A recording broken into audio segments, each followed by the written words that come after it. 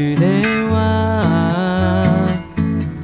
아침 햇살 받으며 매일 그대와 잠이 들고파 매일 주님과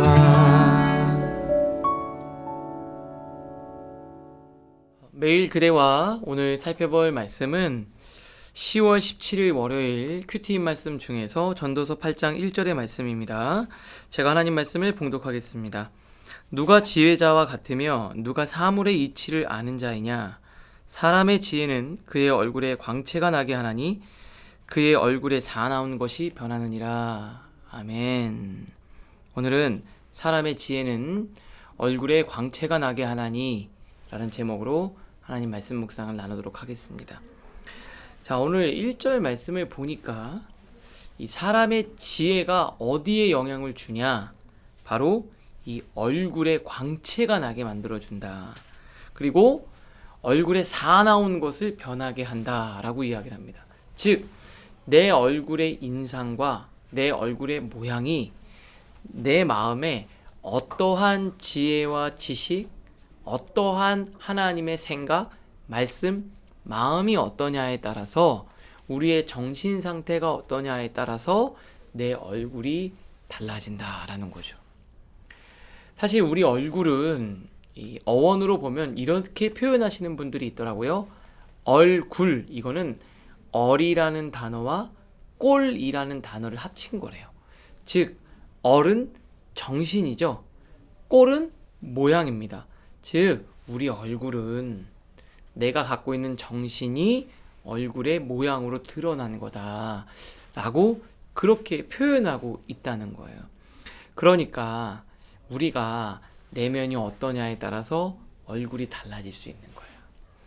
사실 우리 청년들 보면 얼굴이 막 어둡고 무겁고 그런데 예배를 드리고 돌아갈 때는 얼굴이 밝고 얼굴이 하나님의 광채가 나는 청년들을 보게 됩니다. 여러분 어떠세요? 하나님 마음이 오늘 여러분들에게 지혜를 주시고 말씀이 들어가서 여러분 얼굴이 밝아지는 은혜가 있기를 주님의 이름으로 축복합니다. 그러면 우리 지혜가 얼굴을 광채가 나게, 얼굴이 빛나게 하려면 내가 어떻게 하면 밝아질 수 있을까? 우리는 빛이 없어요. 빛 대신 주님을 바라보면 우리가 빛이 나는 겁니다. 우리가 무엇을 보느냐에 따라서 무엇을 경험하고 어떤 삶을 사는지가 결정되는 거예요.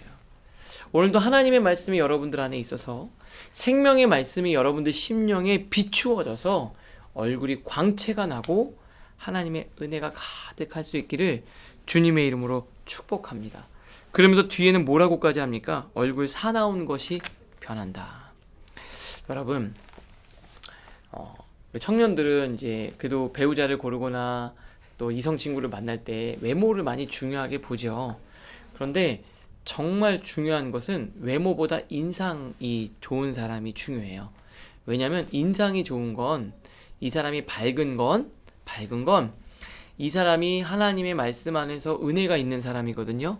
그러면 그 사람들은 시간이 갈수록 얼굴이 좋아질 가능성이 높은 사람이에요. 그런데 지금 젊을 때 막 꾸며서 이 내면이 멋지지 않고 그냥 겉으로 보여지는 모습이 괜찮아 보이는 사람은 시간이 갈수록 인상이 안 좋아질 가능성이 높은 거죠. 여러분 어떠세요? 하나님이 내 안에 있으면 그 사람의 인상이 점점 좋아져요. 저는 우리 교회 어른들을 많이 보면서 정말 시간이 지날수록 멋있어지시는 분들을 봅니다. 그분들은 모두가 공통적으로 하나님의 은혜가 그 안에 있는 사람이에요. 그러니까 밝은 면을 보고 하나님의 말씀을 보고 은혜를 경험하니까 나이가 드실수록 시간이 갈수록 멋있어지더라고요. 여러분, 우리는 정말 시간이 갈수록 인상이 좋아지고 멋있어지는 여러분들 되실 수 있기를 주님의 이름으로 축복합니다. 그러면서 그 다음에 또 하나 우리가 중요한 것이 있는데요. 바로 2절 말씀이에요. 자, 2절은 이렇게 되어 있습니다. 내가 권하노라 왕의 명령을 지키라 이미 하나님을 가리켜 맹세하였음이라. 자, 권위자를 인정하는 거예요. 우리는 종종 그렇게 이야기를 하죠. 목사님, 영적인 권위자, 또 우리 교회에서는 이 목회자와 영적 권위자, 또 가정에서는 우리의 부모님이죠. 그런데 우리가 볼 때 정말 존중하고 인정하지 못할 만한 그런 영적 권위자들이 있지 않냐고. 그럼 그럴 때는 어떻게 해야 되냐는 거예요. 정말 말도 안 되는 목회자, 또는 직장에서 정말 이거 인격적으로 받아들일 수 없는 그런 상사, 그리고 또 부모님도 마찬가지고, 부모님은 이거는 부모님이 정말 잘못한 거고, 이건 부모님이 정말 말도 안 되는 행동을 한 거다. 그럴 때는 어떻게 해야 되냐는 거예요. 그런데 여러분 보면 성경은 그 충분히 이해할 만한 상황이지만, 성경은 야, 그런 부모는 섬기지 않아도 돼 라는 규정이 없어요. 그런 영적 권위자는 너가 존중하지 않거나 막대해도 돼. 야, 그런 부모는 네가 버려야 돼. 버려도 돼.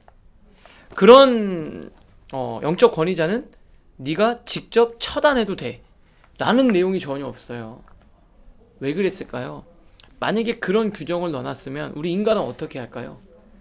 부모 공경할 사람 없고요, 영적 권위자를 인정할 사람 없습니다. 어떻게든 마음에 안 드는 지점이 있기 마련이거든요. 하나님이 우리를 너무 잘 알기 때문에 두신 거예요. 그러면 복을 누가 주시냐? 하나님이 주시는 거예요. 여러분, 그걸 보고 하나님이 복을 주시는 거예요. 하나님이 복을 주시는 거예요. 여러분, 다윗의 상사는 미치광이었습니다. 사울은 정신병자였어요. 악령이 들었다고 했잖아요. 누가 봐도 이건 인정할 수 없는 왕이에요. 그래서 사울이 다윗을 죽이려고 했잖아요. 다윗이 죽일 기회가 있었습니다. 그런데 그건 하나님의 영역으로 넘겼어요. 어떻게 됐습니까? 다윗이 왕이 됐어요. 자, 여러분, 이거 되게 중요한 이야기예요.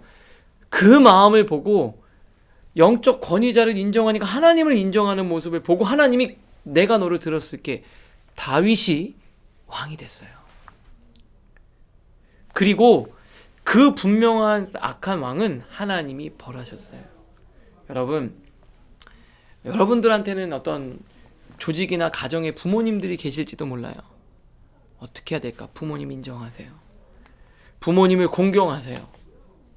그러면 그 부모님이 여러분들이 이해하지 못해도 하나님이 여러분들에게 복을 주실 거예요. 그리고 여러분이 벌하지 않아도, 여러분이 부모님의 마음을 아프게 하지 않아도 하나님이 부모의 마음을 책망하실 거예요. 여러분이 영적인 권위자, 그분은 몰라요. 그러나 여러분 교회를 섬기고 순종하면 하나님이 여러분의 인생에 복을 주실 거예요. 다윗처럼. 그리고 여러분이 직접 그 사람을 벌하지 않아도 분명히 하나님이 그 영적 권위자를 호되게 혼내실 겁니다. 지금 이 모든 행동은 그 모든 것을 주관하신 하나님을 믿을 때만 가능한 일이에요. 그러니까 지금 전도자가 그 이야기를 하고 있는 겁니다. 여러분, 참 놀라운 메시지가 담겨져 있지 않은가요? 그러니까 여러분이 하나님의 지혜가 여러분들 안에 있으면 그 안에서 그 내면의 마음이 기쁨으로 나오는 거예요. 여러분, 하나님이 여러분 다윗처럼 높여주실 줄 믿습니다.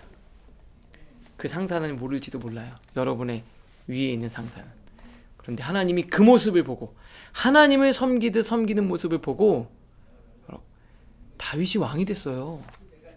여러분이 왕이 될 줄로 믿습니다. 하나님 여러분 놓쳐주실 거예요. 자, 오늘 이 마음이 들어가면 어때요? 어떤 마음이 밝아져서 여러분의 인상이 빛나게 될 줄로 믿습니다. 여러분의 안에 광채가 나게 될 줄로 믿습니다. 그 하나님의 말씀으로 오늘도 승리하는 우리 사랑하는 청년들 모두가 되실 수 있기를 주님의 이름으로 축복합니다. 기도하겠습니다. 하나님 아버지, 감사합니다. 오늘도 하나님의 놀라운 은혜가 우리 가운데 있기를 원합니다. 하나님 말씀 붙들고 승리케 하여 주시옵소서. 하나님이 주시는 놀라운 은혜가 우리 한 사람 한 사람 심령 가운데 들어오게 하시고, 하나님이 주신 놀라운 은혜가 우리 내면 가운데 채워지게 하여 주시옵소서. 주님, 하나님을 사랑하며 하나님을 섬기는 그 마음이 가득해져서 우리의 얼굴이 빛나게 하여 주시옵소서. 영적 권위자를 인정하며 하나님이 주시는 복을 모두가 누리게 하여 주시옵소서. 예수님의 이름으로 축복하며 기도합니다. 아멘.